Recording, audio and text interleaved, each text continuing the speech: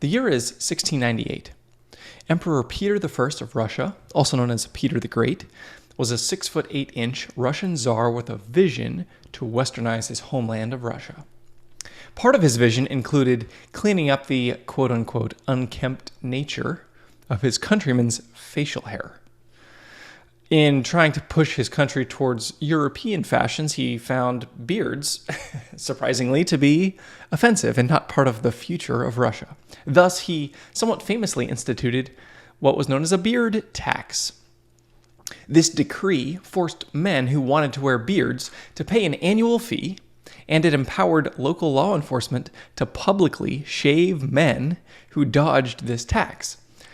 Once you paid the tax, which was based on your social status, the amount was ratcheted up or down depending on how much money you made, you were granted what was called a beard token.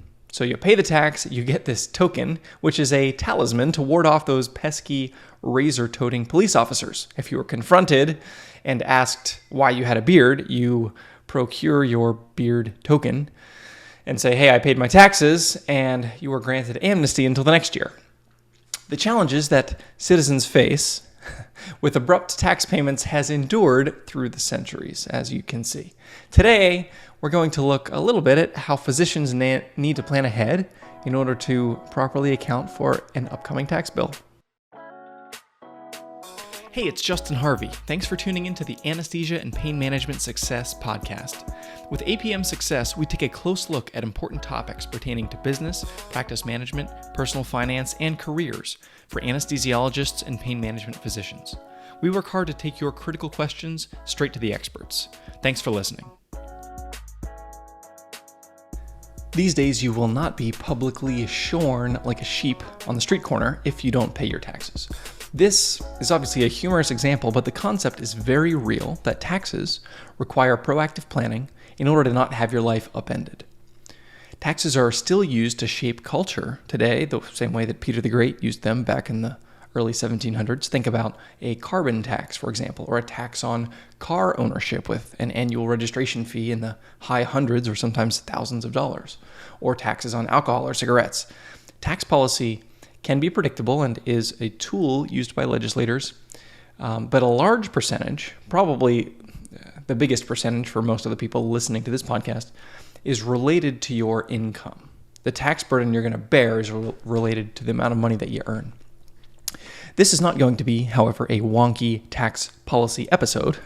We'll keep it more high level because, let's be honest, listening to a podcast about taxes is probably not on your list of things you want to do right now, especially if you just wrote a big check to Uncle Sam last week. So I want to talk about building tax awareness into your life. And today's episode is pointed toward specifically anesthesiologists, pain management physicians experiencing a big change in income imminently, especially residents and fellows who are about to take their first job as an attending. So for myself and my family, we're getting ready to move to Oregon, where my wife is going to be taking an attending role out there. And I was shocked to find out I didn't know much about Oregon tax policy prior to my subsequent keen interest when I realized I was going to be living there.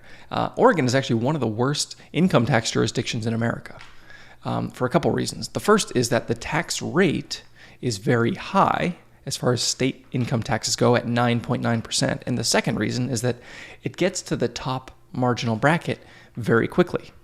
Anything above 125 grand is taxed at 9.9%. So when you're moving into a new state or locale within a state, and especially when this move is accompanied by a big bump in income, we're not programmed to be able to understand what that means in terms of dollars in your checking account, especially as a resident or fellow, when really you've never made physician income, real physician income, to be able to understand the magnitude of these numbers and the magnitude of the tax bill. It feels like monopoly money. There's not sufficient context to be able to make real life decisions based on sort of the way you currently abstractly think about those numbers prior to actually running the numbers and understanding what it will mean for you in a real world kind of way. You've got federal income tax, you've got state income tax. Some places like Philadelphia, where I currently live, you have an extra 4% city wage tax on top of the state. Additional taxes for self-employment can also apply at the federal and at the local level. You've got Social Security and Medicare. All of these different taxes make up a huge percentage of the income of physicians. So just because you're moving far away to take a job with a big number in terms of your gross pay, that does not necessarily translate into nearly as much money as you may think. And it's important to really internalize that reality before making important lifestyle decisions. So here's what I want to equip you to do today. Understand net income after taxes and build a lifestyle thoughtfully around that number in a way that is comfortable for you, in a way that prevents stress and anxiety and gives you, the way I like to describe it, that big moat, that big gap between you and financial challenges, financial hardship. If you have a big cash buffer and you live beneath your means and you have quantified these variables, you don't need to be stressed about financial insecurity. So having said all that, there's a mistake that I see. It's very common. I see it among sometimes clients, among friends, and I'll be honest, I am not immune to this. I have felt this impulse myself, the impulse of, hey, residency is almost over. Let's loosen up the leash a little. Let's let loose and have some fun and treat yourself. Tom Haverford in Pawnee style. This is, without calculation in advance, obviously not a great idea. Making decisions without full information is, building your life on assumptions. We all know what happens when you assume. If you are earning self-employment income, meaning you have income from your own business, maybe you do 1099 consulting or locums work in addition to your main gig, the tax burden is going to be even more, and the need to pause and to understand is even greater for people who have a significant portion of income coming from self-employment. If this is you, you have to pay both sides of Social Security, 7.65% for the employee, 7.65% for the employer. If you're both the employee and the employer, as you are if you're a locums anesthesiologist, then this is important. So here's what I'm going to keep this really short. We're almost at the end. Here's what I want to do is for anybody who's getting ready to move, getting ready to make important lifestyle decisions on how much can I afford for rent? How big should my mortgage be? How much car payment can I afford? Other travel or lifestyle expenditure decisions. First, before you do any of that, just do me this favor. This is a very blunt tool, but it can be helpful in helping you understand how this is going to apply to you. There's a great tax calculator I really like.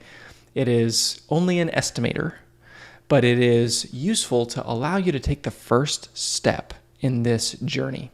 I'm going to post it in the show notes, so if you go to apmsuccess.com/99 or go to the resources page on the website, apmsuccess.com/resources, it will live there in perpetuity. This calculator, as currently posted, is only accurate for 2020 taxes, meaning last tax year. So there may be some changes with the Biden administration depending on how tax policy evolves. Obviously, this is not precise. But it will help you begin to understand the impact of when you have a big bump in income, a percentage of your taxes that you pay to Uncle Sam also goes up significantly. It's a smaller percentage when you make less. It's a bigger percentage when you make more. And if you have self-employment income coming into the picture, it's an even greater differential. It's also important to note this calculator doesn't look at property taxes, doesn't look at self-employment taxes, and many other things. It's just meant to start your brain thinking in this direction. So to wrap it up, if you make $400K and you just signed a contract and maybe you even got a signing bonus, congratulations, first of all. Second of all, you don't actually make $400,000. Maybe you make $250, maybe $220. That's the amount that is actually going to come to you after tax withholdings. It depends on marital status, it depends on the tax jurisdiction, and a bunch of other variables. So if you're making decisions in these areas, it's so important to look at your net income.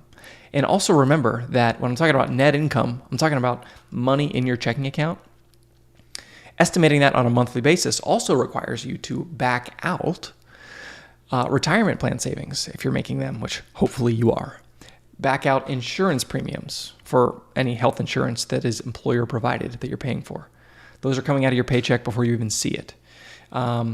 Maybe if you have a dependent care FSA or any other sort of government or any other employer-sponsored programs, you're paying for all that before the money's in your checking account.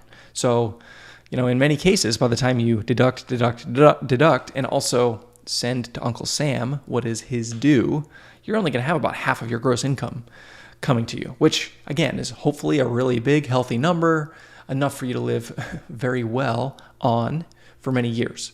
But make sure that you understand this dynamic before you start making these lifestyle decisions. So for any migrating residents and fellows out there, congratulations on crossing the threshold, this big culmination of so many years of hard work. You should celebrate it. You should absolutely indulge, party it up. If you've listened to this podcast, you know that I'm a big fan of commemorating really worthwhile, really momentous occasions, and finishing residency or fellowship is definitely one of them. But keep this dynamic in mind as you're making this exciting transition so that you can be positioned for financial strength on the other side. Thanks for tuning in. Look forward to speaking to you again next week when we've got our centennial episode, number 100. Who'd have thought that we would make it into the triple digits? Thanks for your ongoing support of APM Success. If you liked what you heard this week, head on over to apmsuccess.com, where you can find more content and free resources to help you build a successful career in anesthesia and pain management. If you wanted to leave a review in iTunes, I'd also really appreciate it. Thanks for using some of your valuable time to join me today on APM Success.